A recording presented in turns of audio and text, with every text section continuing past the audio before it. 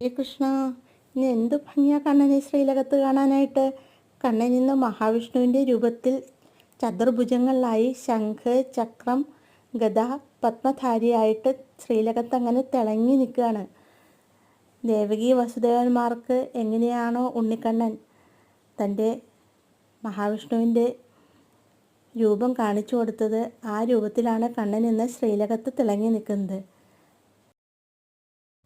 ഹരേ കൃഷ്ണ. സർവം ശ്രീകൃഷ്ണാർപ്പണമസ്തു. ഇന്ന് കാമദ ഏകാദശിയാണ്. ചൈത്രമാസത്തിലെ ശുക്ലപക്ഷ ഏകാദശിയാണ് കാമദ ഏകാദശി. കഴിയുന്നത്ര ഭഗവാന്റെ നാമങ്ങൾ ഇന്ന് ജപിക്കുക. ഈ ഏകാദശി വിദ്യാവണ്ണം നോറ്റ് കഴിഞ്ഞാൽ നമുക്ക് നമ്മുടെ എല്ലാ ആഗ്രഹങ്ങളും പൂർത്തീകരിക്കുന്നതായിരിക്കും. മാത്രമല്ല എല്ലാ പാപങ്ങളിൽ നിന്ന് മോചനവും മോക്ഷപ്രാപ്തിയും ലഭിക്കും.